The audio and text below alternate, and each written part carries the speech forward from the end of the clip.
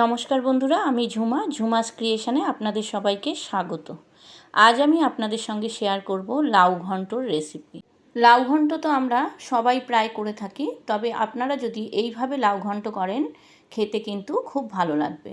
আর এটা আমি সম্পূর্ণ নিরামিষভাবেই করেছি, তাই নিরামিষের দিনে এই রকম একটা লাউ ঘন্ট গরম ভাতের সঙ্গে যদি থাকে তাহলে কিন্তু মন্দ হয় না। তাহলে চলুন আমি কিভাবে করেছি এই লাউ ঘন্ট আপনাদেরকে দেখিয়ে দিই। প্রথমে লাউটা আমি কিভাবে কেটেছি দেখে নিন। লাউটা কেটেছি আমি ডুমো ডুমো করে, যেরকম আলু পোস্তর আলু কাটে ওইভাবেই আমি লাউটা কেটে নিয়েছি।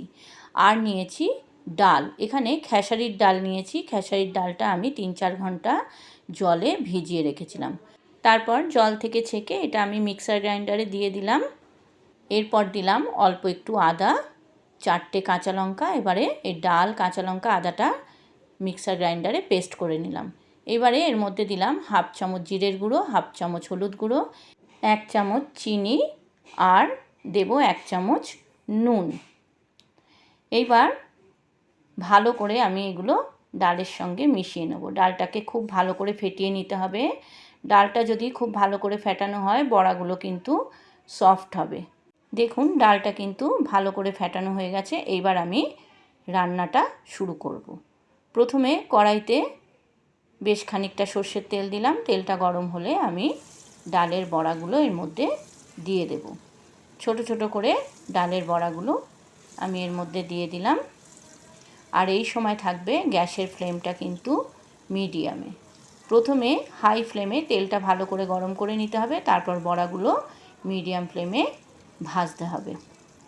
এইভাবে সব বড়াগুলো দিলাম। এবার উল্টে পাল্টে একটু লাল লাল করে ভেজে নিতে হবে।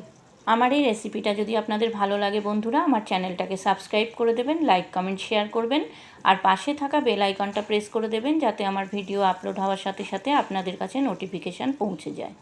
আর পুরনো বন্ধুদের আমার অনেক ভালোবাসা আমার পাশে থাকার জন্য। যারা আমার চ্যানেলে নতুন এই রেসিপিটা দেখছেন তাদের কাছে আমার অনুরোধ, আমার চ্যানেলটাকে সাবস্ক্রাইব করে আমার পাশে থেকে যাবেন প্লিজ। আমিও কথা দিচ্ছি আপনাদের পাশে থাকবো। দেখুন বড়াগুলো উল্টে পাল্টে লাল লাল করে ভেজে নিচ্ছি। বড়াগুলো প্রায় ভাজা হয়ে গেছে। এইবার আমি তুলে নেব। বড়াগুলো কিন্তু মিডিয়াম টু লো ফ্লেমেই ভাজতে হবে। খুব হাই ফ্লেমে ভাজতে গেলে বড়াগুলো পুড়ে যাবে আর ভেতরটা কাঁচা থেকে যাবে। সব বড়াগুলো আমি এবার তুলে নিলাম। এইবার ওই তেলের মধ্যেই আরও একটু তেল দিলাম। তেলটা গরম হলে এতে দিলাম একটা তেজপাতা আর একটা শুকনো লঙ্কা, সামান্য জিরে। জিরে, তেজপাতা, শুকনো লঙ্কাটা ভাজা হয়ে গেলে আমি দিয়ে দেব লাউগুলো। এই লাউগুলো দিয়ে এবার আমি এতে দেব 1 চামচ নুন, 1/2 চামচ আদা বাটা আর 1/2 চামচ কাঁচা লঙ্কা বাটা। আপনারা চাইলে কাঁচা লঙ্কাটা চিড়েও দিতে পারেন। দিলাম 1/2 চামচ হলুদ আর 1/2 চামচ জিরের গুঁড়ো। এবার সব মশলাগুলো আমি লাউয়ের সঙ্গে মিশিয়ে দেব। অসাধারণ একটা রেসিপি বন্ধুরা, আপনারা এইভাবে একবার করে নিন, আমার মনে হয় আপনাদেরও ভালো লাগবে। কাছের দূরে নতুন পুরনো সকল বন্ধুদেরকে জানাই আমার অন্তরের ভালোবাসা, কারণ আপনারা না থাকলে আজকে আমি এত দূর যেতে পারতাম না। তাই আপনাদেরকে আমি জানাই আন্তরিক ভালোবাসা। দেখুন লাউটা দিয়ে আমি কিন্তু 5 মিনিটের জন্য কড়াইটা ঢেকে দিয়েছিলাম গ্যাসের ফ্লেম মিডিয়াম করে। 5 মিনিট পর ঢাকা খুলে দেখলাম লাউ থেকে অনেকটা জল বেরিয়েছে। এবারে আমি এতে দিলাম 1 চামচ চিনি। যে কোনো নিরামিষ তরকারিতে কিন্তু একটু চিনি দিলে খেতে ভালো হয়। তাছাড়া চিনিটা দিলে টেস্টের ব্যালেন্সটা থাকে। এইবারে আমি বড়াগুলো দিয়ে দেব। বড়াগুলো দিয়ে খুব হালকা করে নেড়ে নিতে হবে, কারণ বড়াগুলো ভেঙে যেতে পারে। দেখুন খুব হালকা করে আমি নেড়ে নিচ্ছি। এইবারে আমি মিনিট 2-3 জন্য কড়াইটা ঢেকে দেব গ্যাসের ফ্লেম হাই করে। 2-3 মিনিট পর ঢাকা খুলে দেখলাম বড়াগুলো নরম হয়ে গেছে আর গ্রেভিটাও ঘন হয়ে গেছে।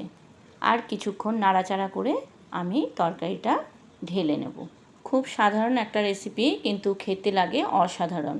আর এই গরমের সময় যদি লাউ এইভাবে করে নেওয়া যায় খেতে কিন্তু খুব ভালো লাগে। দিলাম 1 চামচ ভাজা মশলার গুঁড়ো। এই ভাজা মশলার মধ্যে আছে গোটা মৌরি, গোটা জিরে, গোটা ধনে আর শুকনো লঙ্কা, এগুলো শুকনো খোলায় ভেজে গুঁড়ো করে রেখে দিলে যে কোনো নিরামিষ তরকারিতে দিলে খেতে কিন্তু খুব ভালো লাগে। লাউ ঘন্ট রেডি। এবার আমি একটা সার্ভিং বলে এটা ঢেলে নেব। দেখুন, দেখতে যেমন লোভনীয় হয়েছে, খেতেও কিন্তু অসাধারণ হয়েছে। নিরামিষের দিনে এরকম যদি একটা লাউ ঘন্টের রেসিপি থাকে, খেতে কিন্তু মন্দ হয় না। আপনারা যারা ফেসবুক থেকে আমার এই রেসিপিটা দেখছেন, আমার ফেসবুক পেজটাকে ফলো করে দেবেন। আর যারা ইউটিউব থেকে দেখছেন, আমার ইউটিউব চ্যানেলটাকে সাবস্ক্রাইব করে আমার পাশে থেকে যাবেন প্লিজ। আপনারা ভালো থাকুন, সুস্থ থাকুন। আবার আসবো আমি অন্য দিন অন্য কোনো রেসিপি নিয়ে। আজকের মতো চলি। ধন্যবাদ বন্ধুরা।